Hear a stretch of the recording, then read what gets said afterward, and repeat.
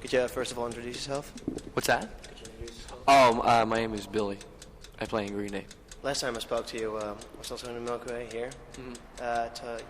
You guys were convinced that Green Day wouldn't blow up, get big.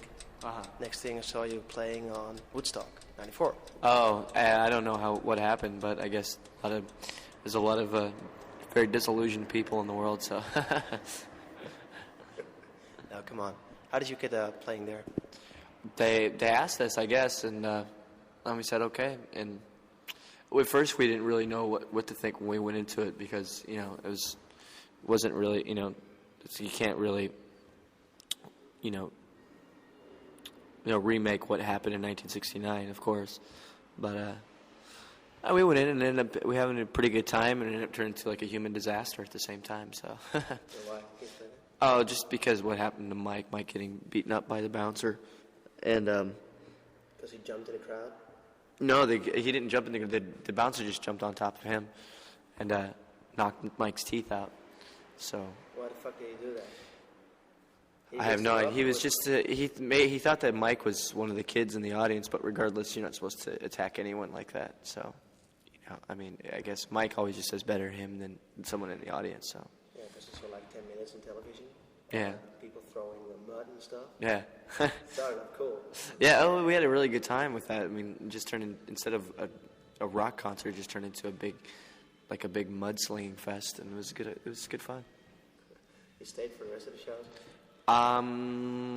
No, we basically just came in, played, and left because we had to leave. The next day we played in Florida or we were supposed to, but Mike couldn't because his mouth was fucked up. Fuck. I didn't realize that. Yeah. He really got his teeth kicked out? Yeah, and his bottom teeth were just pretty mutilated. Shit. So are you going to play with bouncers? Oh, I guess, they're necessary evil, but yeah, I guess we have to play with them, or else not all bouncers. There's a lot of really good ones that do their job well, and I have nothing against them. But this particular one wasn't doing his job the way he was supposed to. So. You guys get especially popular in the States now. You sold for more than 1.5 million copies. Yeah, something like that. It's quite a bit. Yeah, so now you're fucking rich. I haven't got any money yet, but I'm not poor. I don't know. It's I'm sure there's money coming. Just it's a matter of when it's supposed to. Your video's getting a lot of airplay over here. It's a great video. Who made it? The concept was Trey and Who's that? our drummer, and the guy who filmed it and directed it was Mark Core.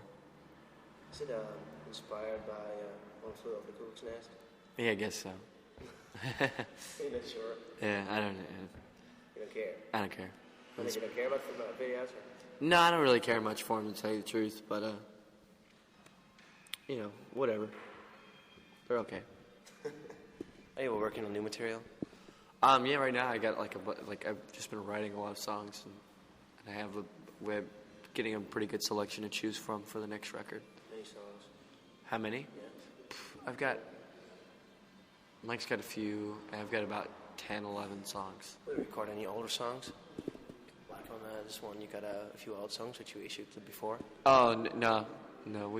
We redid Welcome to Paradise, and I don't think I'm gonna, no. Not totally tired. Oh, yeah, I'm pretty exhausted. You've been touring all the time? Or? Yeah, I've been touring since the last time we were here. You didn't stop? No, not really.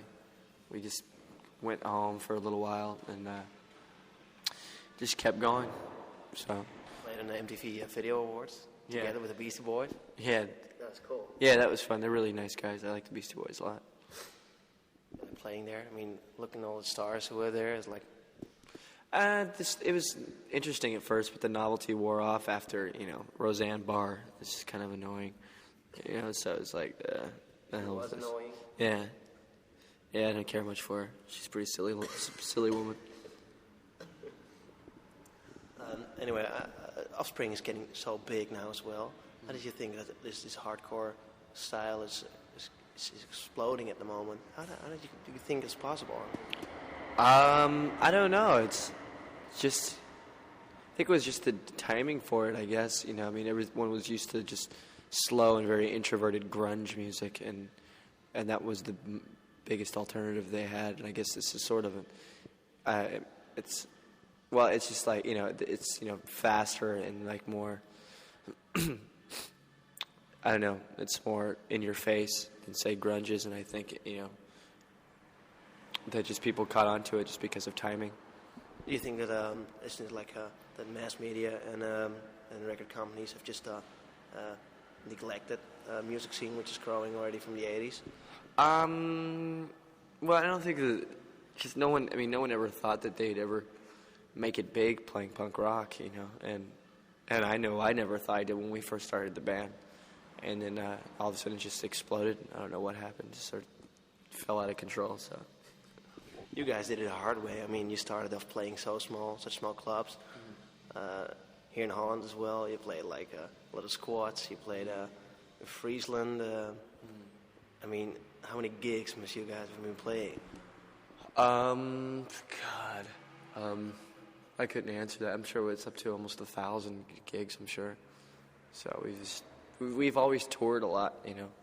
So, and just now it's sort of time for a holiday. Yeah, most definitely.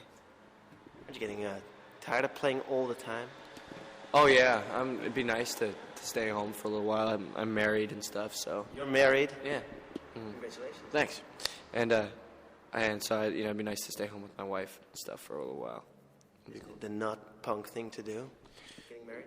Oh, that's not the issue at all. You know, I mean, it's just something that we wanted to do, and we went out and did it. You know, I mean, a lot of punks don't have the guts to get married, so I guess maybe it is kind of punk. So. She's with you on tour now? No, I'm gonna meet up with her next week. Isn't it like the worst thing in the world to get married to a punk rock and roll star? I don't know. I haven't married a punk rock and roll star, so I couldn't tell you. I thought it was Courtney Love. I don't know. She's free, I guess. I guess so, in a really sad way, but. Oh, man. Did you ride basket case? Yeah. Two things about it. Is it like most of your lyrics? They're like personal problems and stuff. What's that? Well, Basket Case was written just about, you know, being neurotic and just kind of like, you know, just sort of, you know, trying to grasp some sort of control to your situation, just, you know, kind of living your life is just sort of maladjusted, and always sort of feeling that way and feeling out of place. Are you neurotic? Oh yeah, I think everybody is. And